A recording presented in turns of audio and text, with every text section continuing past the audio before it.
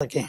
हम जो संकल्प कर रहे हैं, निरंतर माइंड में संकल्पों का फ्लो चल रहा है, उसकी तरंगे चारों ओर फैलती हैं, इन्हें हम वाइब्रेशंस कहते हैं। अब ये तरंगे प्रकृति में जाती हैं, ये बड़ी सूक्ष्म गति है।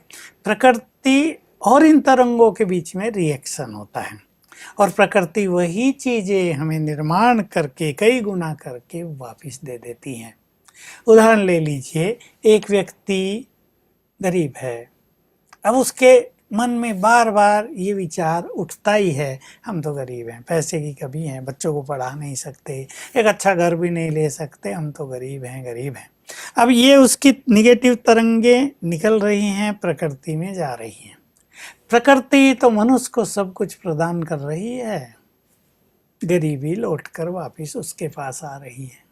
और यदि वो व्यक्ति दृढ़ संकल्प कर ले, नहीं मुझे इस गरीबी को मिटाना है, भले ही हमारे परिवारों में हमारे बाप दादा भी गरीब थे, वो भी मजदूरी करते थे, पर मुझे इस गरीबी को मिटाना है, मुझे धनवान बनना है, तो यही संकल्पों के वाइब्रेशंस पुनः प्रकृति में जाएंगे। प्रकृति रिटर्न करेगी और कुछ अवसर उन्हें, जिससे उन्हें धन प्राप्त हो सके।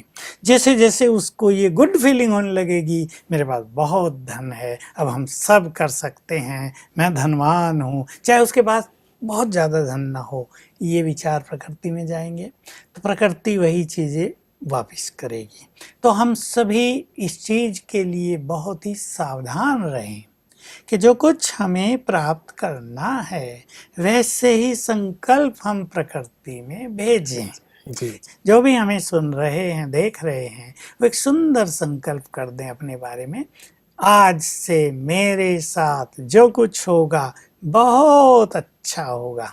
रोज सवेरे उठ के 7 बार संकल्प कर दिया करें, आज से मेरे साथ जो कुछ होगा बहुत अच्छा होगा। तो ये प्रकृति में जाएंगे और उन्हें महसूस होने लगेगा, रोज अनुभव होगा कि सब कुछ अच्छा होने लगा, जो बिगड़ने वाला काम भी था वो भी संवर गया है। तो इसका सभी को ध्यान रखना चाहिए। इस तरह ये संकल्पों की तरंगों की गति काम करती है। तो आखिर ये प्रकृति के अंदर हमारी रिसीविंग पावर कैसे है, वो रिसीव करके वापस कैसे लौटाती है? देखिए, बड़ा गुह्य प्रश्न है और कोई भी व्यक्ति इस पे कभी तो चिंतन नहीं करता है। ये संसार का जो खेल है, ये पुरुष और प्रकृति के मिलन से ही चल रहा है। पुरुष माना आत्मा और तीसरी सत्ता है परम सत्ता, जो परमात्मा है। अब ये प्रकृति मनुष्य आत्मा के लिए निर्मित है। जो ये प्रकृति के संपूर्ण तत्व हैं, ये मनुष्य की पालना करने के लिए ही बने हुए हैं। ये रचना, ये खेल ही ऐसा बना हुआ है। और ये जो नेचर है हमारे चारों ओर, it's very sensitive to our vibrations. हम जो कुछ सोचते हैं ये तत्काल ग्रहण कर लेती है। हम जिस कमरे में रहते हैं उसमें मिट्टी की पत्थरों की दीवारें हैं, लेकिन हम जो सोचते हैं वो दीवारें भी उसको ग्रहण कर रही हैं और फिर रिफ्लेक्ट करती हैं। वैसा ही एक व्यक्ति खराब सोचता है अपने कमरे में बहुत ज़्यादा, वो दीवारें रिसीव कर रही, कोई और व्यक्ति उस कमरे में आ जाए उसे महसूस होगा। लेकिन भाई साहब, जो आप इतनी गहरी बात बता रहे हैं, आज मनुष्य को इसके बारे में पता नहीं हो तो दूसरों को बड़ी दोष देता है और ये फलाने खराब सोच रहे हैं। ऐसे ही हमारे सारे वाइब्रेशंस हवा ग्रहण कर लेती है। देखिए, बहुत सुंदर चीज है जो योग अभ्यास कर रहे हैं उनके लिए भी। एक योगी एक स्थान पर बैठकर योग युक्त है, पवित्र है, सुंदर विचार कर रहा है, उसे टकरा कर हवा बह रही है, वो उसके वाइब्रेशंस को साथ लेकर संसार में ले जा रही है। बहुत गुह्य गति है। हमारे चारों ओर पेड़ हैं, हमारे सुंदर विचार, उनके वाइब्रेशंस पेड़ों में समा रहे हैं। अब जो कुछ उनमें समा जाएगा वही तो उसे वापस करेंगे ना, हमारे पास जो होगा वही हम दूसरों को देंगे।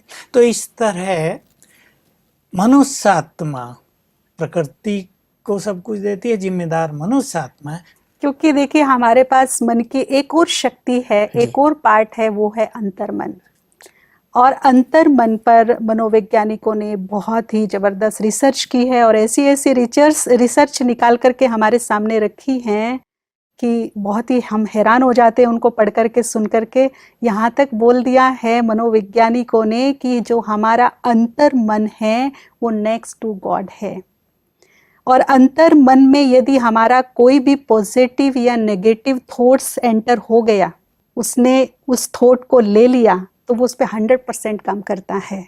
अब मान लीजिए मेरी सोच नेगेटिव है, मैं यही सोचती रहती हूँ पूरा दिन कि मैं बहुत बीमार हूँ, मेरा पति अच्छा नहीं है, मेरा बेटा लायक नहीं है, तो वो वाइब्रेशंस तो फैल ही रहे हैं, लेकिन एक नेगेटिव सोच निरंतर उसका अंतर्मन रिसीव कर रहा है और उसके सामने वैसी ही सिचुएशन फिर क्रिएट होने लगती है। बेटा और बिगड़ जाता है, पति और उसके विपरीत हो जाता है, बीमारियां और बढ़ने लगती हैं। हर विचार में, हमारी हर सोच में क्रिएटिव एनर्जी होती है, एक निर्माण करने की शक्ति होती है।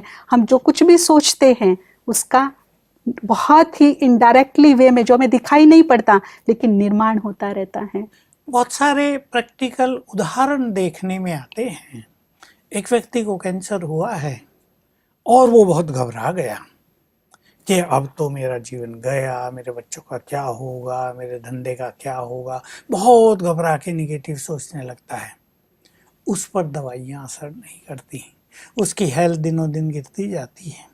दूसरा वही केस है, किसी को कैंसर हो गया है और वो मुस्कुराता है, कह रहे कैंसर हुआ तो क्या हुआ, हुआ है तो ठीक हो जाएगा, बहुत अच्छे अच्छे डॉक्टर हैं, सब चीज़ों का इलाज निकल गया है, मैं जल्दी ठीक हो जाऊंगा। दवाई तेज़ी से काम करती हैं और उसकी हेल्थ सुधरने लगती है।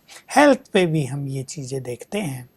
एक व्यक्ति किसी इंटरव्यू को देने जा रहा है, वो सोच रहा है, नर्वस हो गया है, पता नहीं क्या क्या क्वेश्चंस पूछेंगे, पता नहीं मेरा सिलेक्शन होगा या नहीं, बहुत मेहनत की है नौकरी पाने के लिए, मेरा तो भाग्य खराब है, पता नहीं मिलेगी या नहीं। वो परेशान होके इंटरव्यू में जाता है। अब वो जो चार वहाँ बैठे वो उसके चेहरे को देखते हैं, लड़का बहुत घबराया हुआ है, कुछ प्रश्न पूछते हैं, घबराहट में उससे उत्तर नहीं दिया जाता, वो असफल हो जाता है। दूसरा व्यक्ति उससे कम बुद्धिमान है, लेकिन उसका मनोबल बहुत बढ़ा चढ़ा है, वो जाता है, कह रहा है सिलेक्शन हो या ना हो, मैं तो इंटरव्यू दूंगा हैप्पीली और मुझे लगता है मेरा सिलेक्शन होगा ही, भगवान मेरे साथ है। उमंग से जाता है, जाके मुस्कुराते हुए सबको नमस्कार करता है, अभिवादन करता है और वो उससे प्रश्न पूछते हैं, जो उसको आता है उमंग से उत्तर देता है, वो ठीक हो या ना हो। और लोग उससे प्रभावित होते हैं कि इस व्यक्ति के पास भले ही बुद्धि बहुत अच्छी नहीं है, इसके उत्तर परफेक्ट नहीं थे, पर ये व्यक्ति हमारे काम का है, वो उसको सेलेक्ट कर लेते हैं। तो देखिए ये मन के विचारों का तुरंत इफेक्ट दिखाई देता है।